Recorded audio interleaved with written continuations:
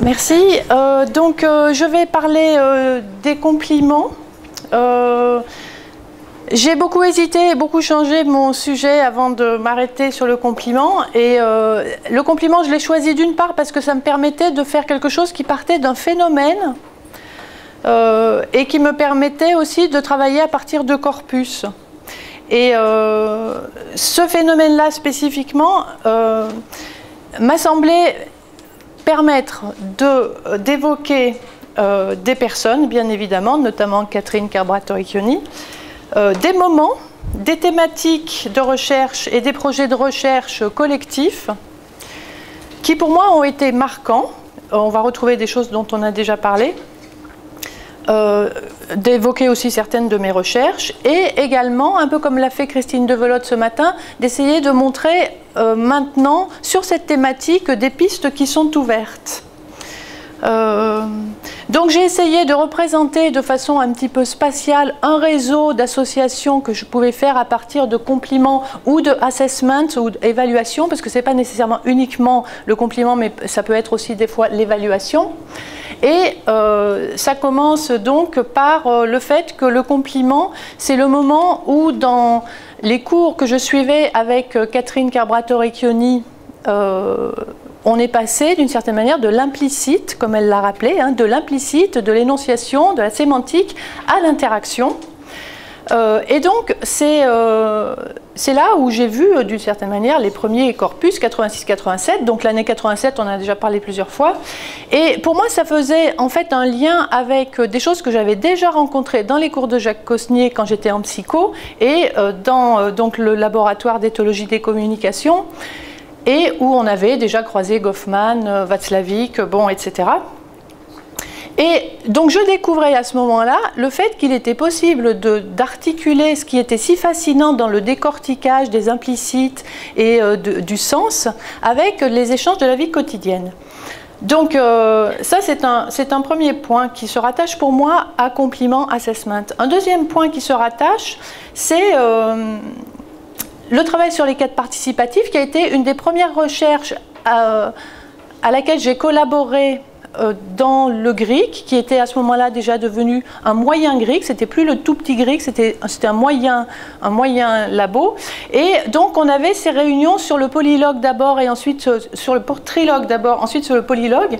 Et on lisait Goffman de façon tout à fait passionnée et il y avait des débats assez houleux d'ailleurs sur la façon de comprendre Goffman. Et pour moi, c'est aussi un moment où j'ai beaucoup travaillé avec Michel Grosjean, notamment parce qu'on avait essayé de faire une typologie des polylogues. Les compliments, pour moi, ça s'associe également aux émotions, avec ce projet des années, je ne sais plus, 90-2000, sur les émotions, le colloque, donc cette idée que Christian Plantin avait lancée dans le GRIC, qui avait plu suffisamment pour qu'on arrive à organiser une journée des GRIC et où tout le monde avait collaboré sur émotion. Et ensuite, le colloque qu'on avait donc organisé, il en parlera, j'imagine, avec Christian et Marianne Dury sur les émotions.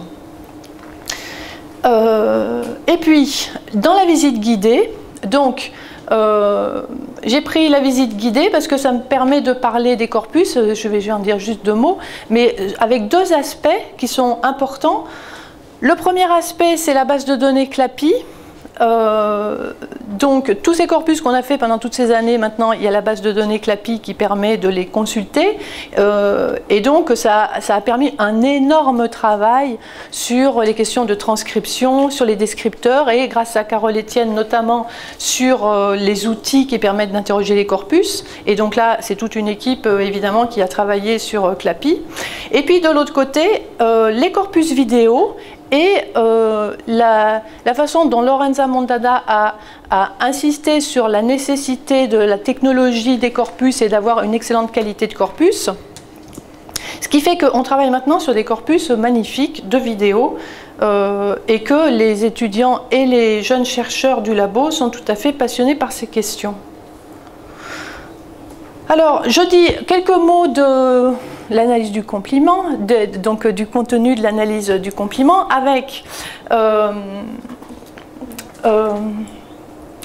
le premier point donc la première citation que j'ai mise en haut, parce que là c'est quelque chose qui est basé sur Pomerantz d'un côté et puis les travaux de Catherine de 87 et puis ensuite la façon dont elle a repris l'étude du compliment, et notamment le fait que cette remarque sur le fait que participer à un événement et évaluer cet événement sont deux entreprises liées, sont deux choses qui sont liées, comme si d'une certaine manière évaluer était une des dimensions de la participation. Et ça, c'est quelque chose que je trouve très très fascinant et qui donne, enfin c'est pas ces lettres de noblesse, mais qui donne un contenu peut-être un peu plus fort à ce qu'on peut avoir comme idée sur l'évaluation et sur le compliment.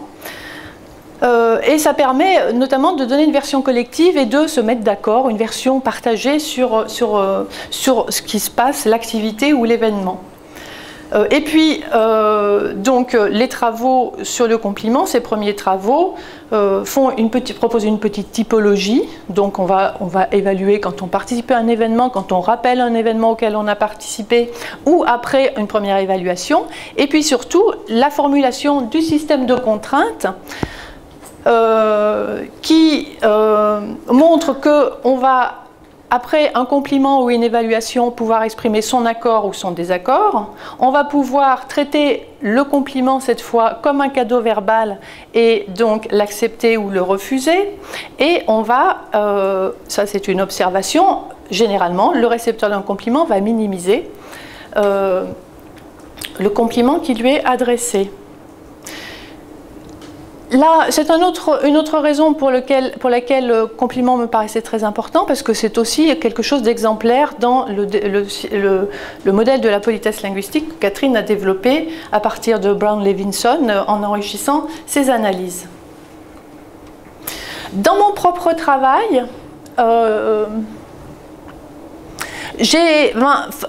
forte de tout ça, je ne sais pas si c'était forte de tout ça, mais en tout cas passionnée par tout ça, j'ai voulu faire un chapitre sur le compliment dans ma thèse, et c'est là que j'ai eu quelques problèmes, parce que si je trouvais bien dans cette recherche sur la visite entre amis des compliments qui fonctionnaient bien comme c'était décrit, c'est-à-dire des choses qui étaient « il est joli ton pull », oui, mais tu sais, il est un peu bizarre comme matière, ou des choses comme ça. J'avais des énoncés qui étaient proches du compliment, mais qui n'étaient pas des compliments, et qui conduisaient à la formulation d'une évaluation ou d'un compliment peu à peu. Donc, pour arriver à rendre compte de ces choses-là, il fallait prendre une vision un petit peu temporalisée de la chose, et il fallait accepter au départ de n'avoir pas quelque chose qui était un compliment prototypique.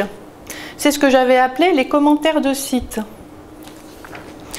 Et donc, à ce moment-là, pour moi, c'était un moment très important qui m'a montré qu'on pouvait aborder les choses de deux façons, d'une certaine manière différente, qui était d'un côté, pour travailler par exemple sur un acte comme le compliment, formuler des traits qui au départ vont nous dire ce qu'est un compliment, et essayer d'affiner cette définition du compliment. Donc c'est une évaluation positive, focalisée sur l'interlocuteur ou un élément qui lui est lié. Et puis il y avait le corpus obligé d'apprendre une autre aussi attitude qui était de décrire la réalisation séquentielle et collaborative, donc progressive du compliment. Donc prendre en compte quelque chose qui était plus long et qui n'était pas prototypique. Dans mes propres recherches, le compliment, je l'ai aussi re-rencontré en travaillant sur des corpus médiatiques où des auditeurs téléphonaient à des vedettes. Et là, j'ai été confrontée à quelque chose encore d'un petit peu différent. C'était le fait que ces auditeurs exprimaient leurs émotions. Donc là, on était en plein dans les expressions d'émotions, les énoncés d'émotions.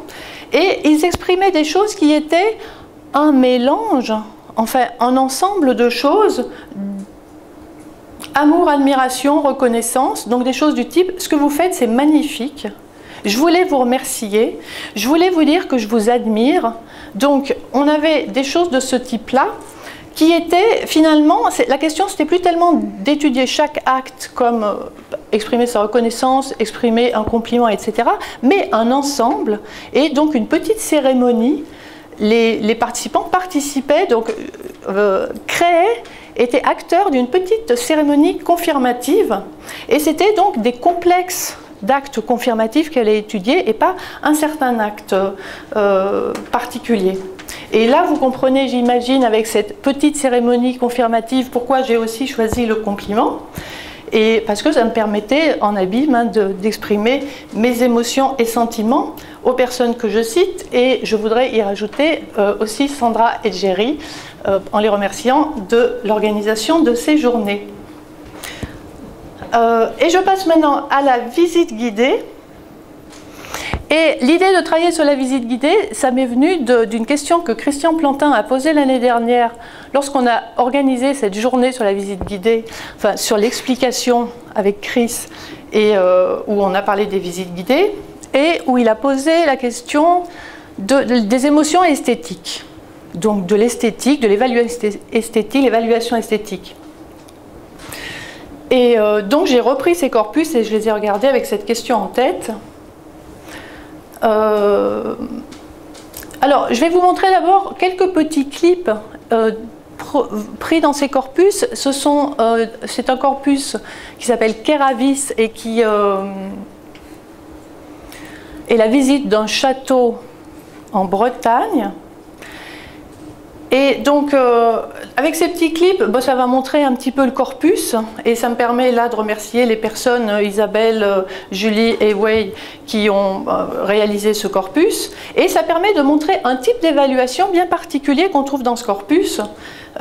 Et ça montre aussi des formes que peuvent prendre les évaluations. Alors j'espère que ça va marcher.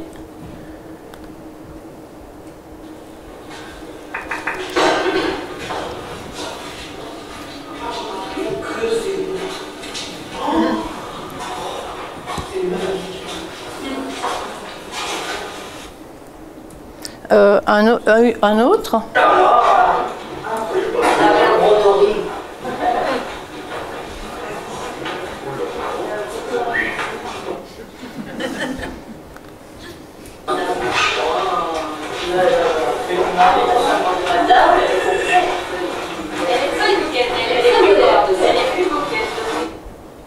Alors, on voit ici un type d'évaluation bien particulier qui est produit par les visiteurs pendant qu'ils sont en train d'arriver dans un nouvel espace au cours de la visite. Et donc, c'est pendant que le cadre participatif se remet en place qu'ils vont produire ce type d'évaluation alors que le guide n'a pas encore repris son discours.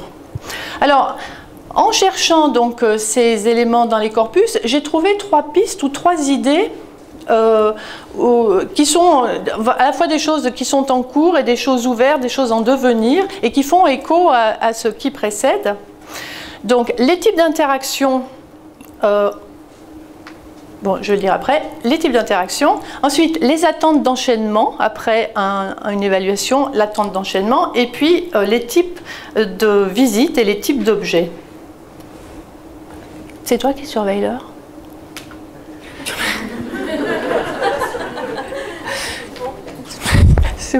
C'est bon, bon. Alors, le premier, donc, c'est type d'interaction, type d'activité, les genres. Et donc, je suis partie des énoncés qui m'avaient frappé dans la visite guidée. C'est lorsque le guide, une fois que tout le monde s'est réinstallé autour de lui et donc qu'il est le point de référence et le cadre participatif va s'installer autour de lui, va dire, voilà le grand salon. Par exemple, donc un énoncé dans lequel on a un présentatif, souvent un geste qui désigne un espace qui l'ouvre par rapport au point où il se situe, et puis la désignation du lieu. Et j'ai mis ça en parallèle avec des choses un petit peu similaires qu'on trouve dans les visites amicales, puisque j'ai retravaillé récemment avec Lubna Dimashki sur les visites amicales, et je trouve que c'est intéressant de regarder en parallèle. Donc là, c'est voici mon appartement. C'est première visite et la personne qui reçoit dit voici mon appartement. Je montre d'abord la visite amicale. Voilà, vous n'avez pas eu? Non. C'est chouette. Moi, je laisse s'installer. Donc, ben voilà, vous n'aviez pas vu. Et puis, on a, c'est chouette, ouais, c'est chouette, c'est cool. Deuxième exemple. Coucou. Ça va peut-être? Ouais.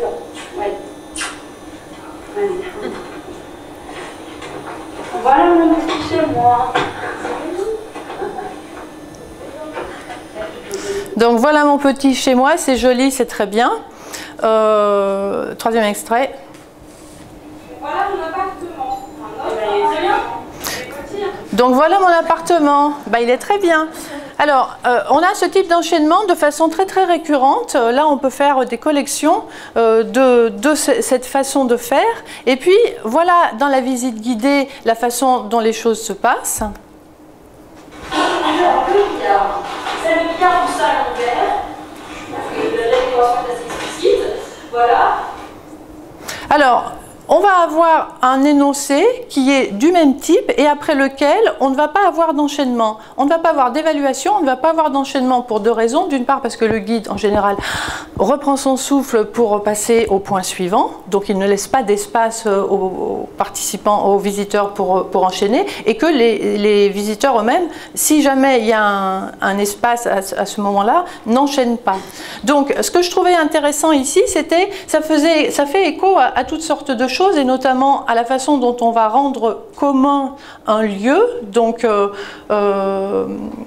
partager un lieu, et on voit qu'à partir d'un même énoncé, on n'est pas dans le même acte et on n'est pas dans la même activité. D'un côté, on est dans quelque chose, la visite amicale, où on présente le lieu presque comme on présenterait quelqu'un. Je présente mon nouvel appartement, et c'est quelque chose qui fonctionne un peu comme une évaluation sollicitée, et on va obtenir l'évaluation en réponse. Catherine aurait parlé, aurait soulevé le problème de l'insincérité par rapport à ce type d'évaluation qui sont sollicitées, et on peut les voir aussi comme des routines, vraiment des manières de faire.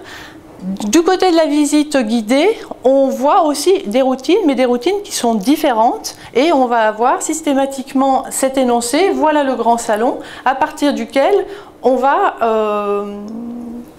inventorier d'une certaine manière ce nouveau lieu dans l'ensemble des lieux parcourus par les participants. Je vais sauter le point suivant.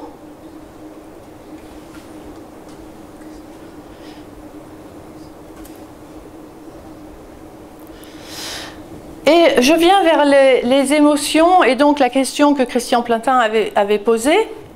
Alors, j'avais mis les exemples qu'on vient de voir, ainsi que ceux que j'ai sautés. Là, ce sont des évaluations de type esthétique, enfin c'est joli, c'est beau. Et ce ne sont pas les plus fréquentes et les plus courantes dans le corpus, parce que ce qui est le plus courant dans le corpus, c'est des choses du type c'est grand, c'est petit, ou c'est lumineux, c'est sombre, c'est austère, c'est chaleureux, c'est amusant. Donc j'ai mis ce à quoi je faisais référence pour les auteurs avec ces types d'évaluation. Et ça évoque les types d'émotions que l'on peut trouver, qui m'a semblé qu'on pouvait trouver facilement dans la visite guidée. Donc je saute, là c'était un exemple pour montrer une évaluation gestuelle sur la dimension. Les types d'émotions qui vont être de l'ennui ou de la surprise. Alors ici, j'essaie de montrer les deux dans cet extrait où elle va évaluer, la guide va faire un commentaire sur le lustre. Si vous regardez dans le miroir, par exemple, vous devez démarrer. Voilà, c'est les artistes qui vous invitent à aller voir.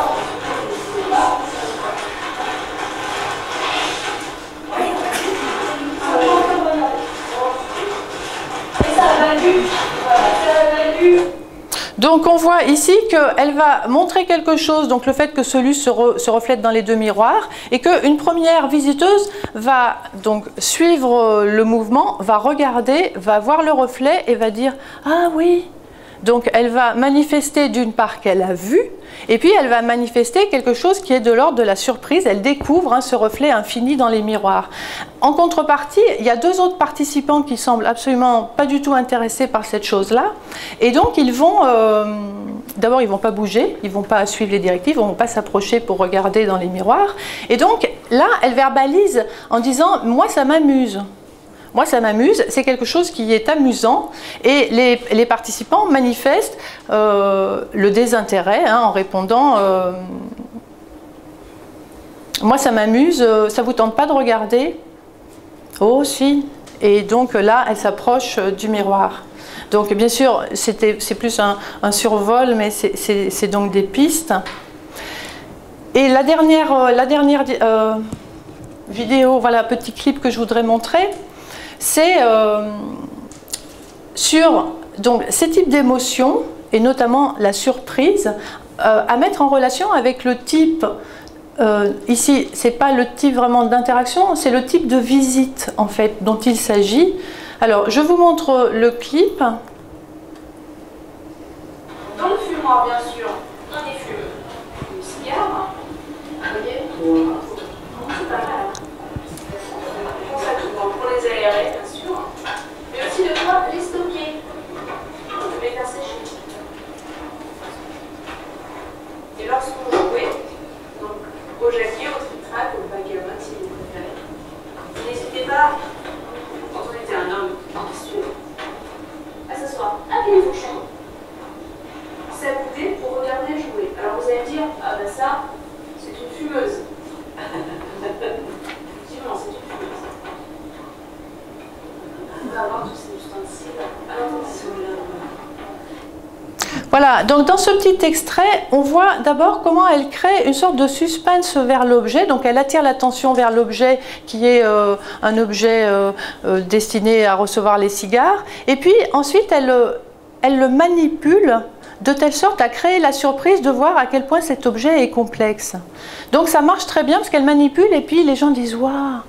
Et ensuite, elle va plus loin dans cette manière de créer la surprise autour de l'objet avec le fauteuil là qui est donc une fumeuse, et donc elle induit les gens en erreur d'une certaine manière, enfin moi je l'interprète comme ça, elle attire l'attention vers cet objet et puis elle dit bah, vous allez me dire ça c'est une fumeuse, et là on entend les gens rient, enfin on pourrait regarder le contre-champ mais là j'ai pas le temps de le montrer, les gens rient en interprétant, je l'imagine, c'est une fumeuse comme c'est le discours d'une femme qui fume, et à ce moment-là elle ouvre le dossier de la fumeuse, donc de ce siège, et elle sort les ustensiles, et là les gens sont tout émerveillés. Donc c'est toute une mise en scène de la visite hein, qui vise à créer d'objets, à partir d'objets tout à fait quotidiens, des objets pittoresques et surprenants.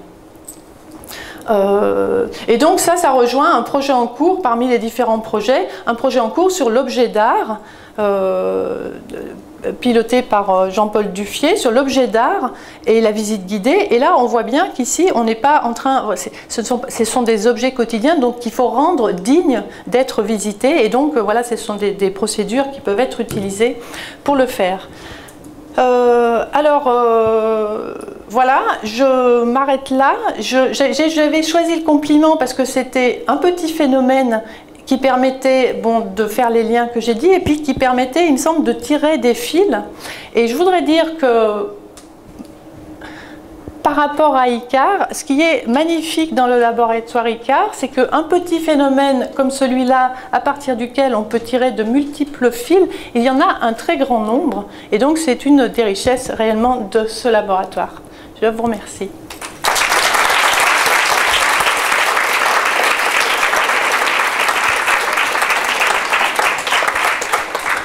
Voilà donc des questions.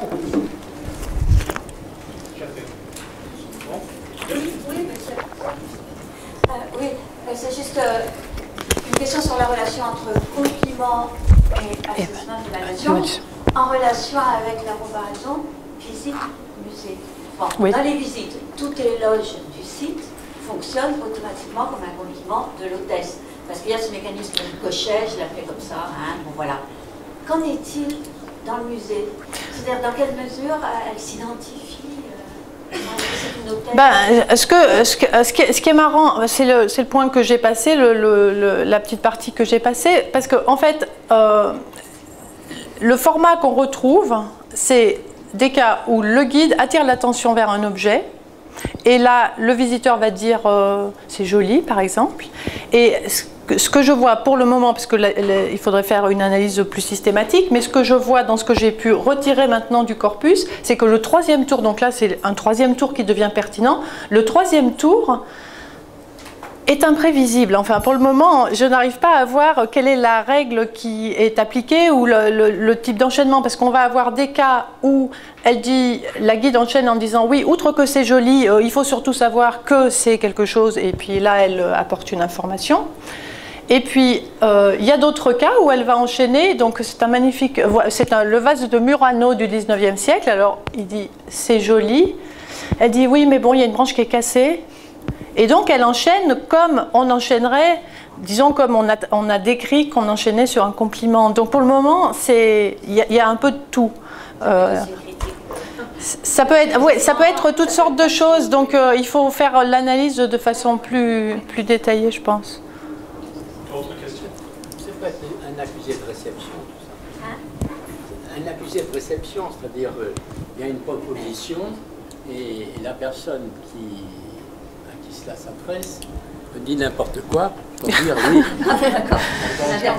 C'est entendu, voilà. Oui, ça peut être ça, mais bon, je considérerais que c'est pas n'importe quoi, que c'est quand même, tu vois, parce que ça rejoint quand même les règles qui ont été montrées comme des comportements récurrents. Donc dire ouais, il y a une branche qui est cassée, c'est quand même traiter cet objet. Enfin, une des interprétations, c'est de dire je traite cet objet comme un objet par rapport auquel je ne vais pas prendre toute la positivité pour moi et je souligne un élément négatif. Mais ça peut être autrement, dire oui, de toute façon c'est tout pourri dans ce château, c'est ce que tu veux dire. Mais bon, il faut faire une analyse, faut faire l'analyse systématique d'une collection là pour le coup. Oui, merci pour. Je sais pas si ça marche. Merci pour l'analyse. Je m'interrogeais par rapport à la question de la participation qui, par rapport aux assessments, a été traitée par exemple par Goodwin en montrant qu'il y avait la construction d'une communion à la fois émotive et évaluative. Et je me demande, et par ailleurs, je m'interroge sur le fonctionnement des groupes, parce que dans les visites guidées, tu as des groupes, donc tu n'as pas qu'une personne qui est reçue comme dans les visites à domicile. Et je me demandais si dans les groupes, tu as des phénomènes récurrents du style... Ils ont dans une salle, il y en a un qui fait l'assessment, et puis c'est bon. Ou bien, s'il y en a d'autres qui se joignent, et est-ce que le 1 a fait l'assessment comme le premier, mais qui d'une certaine manière représente tout le groupe et a produit quelque chose en réponse à l'acte de démonstration de la guide, ce qui serait intéressant en soi, ou bien si tu as des cascades d'assessments. Et là, c'est un autre phénomène qui se produirait, de justement se joindre à une émotion esthétique, etc. Disons que pour le moment, pour ce que j'ai fait, comme j'ai bien dit, hein, c'est des pistes et c'est des choses qui sont ouvertes à partir de maintenant sur ces corpus. Et c'est un peu comme le corpus du jardin, quand on compare la visite du jardin ici avec 2 ou 3 participants et le grand groupe. Alors, ce qui frappe tout de suite, moi ce que pour le moment j'ai relevé comme évaluation de la part des visiteurs, c'est la plupart du temps ces évaluations, et c'est celles qui sont les plus faciles à repérer dans le corpus également, qui ont lieu pendant qu'ils sont en train d'arriver. Et donc ils arrivent un à un, parce que justement c'est la recomposition du cadre participatif, et chacun à la suite va entrer. Au moment où il va faire un énoncé, et effectivement ça peut être vraiment intéressant de regarder si le deuxième qui est encore en train d'arriver entend la première évaluation et que donc il y a une sorte de surenchère, et là on retrouverait ce type de phénomène dans les groupes. Après, les cas où... Enfin, ce qui est remarquable, c'est les cas où le guide a dit donc si vous levez les yeux, vous verrez un magnifique vidéoprojecteur suspendu au plafond. Alors là, l'évaluation qui peut être produite parfois par le visiteur, dans ce que j'ai vu jusqu'à maintenant, elle est faite à mi-voix. Donc elle n'est pas faite pour le groupe. C'est comme s'il se parlait à lui-même. Enfin, il a quelque chose d'assez bas, mais après il faut vraiment faire toute l'étude de où étaient les micros, qui portait le micro, enfin pourquoi on n'entend pas. Bon, il y a toutes ces questions-là. Mais donc ça ne semblerait pas être quelque chose qui est destiné à être diffusé dans le cadre participatif complet. C'est soit self-talk, soit quelque chose qui est pour le guide, quoi.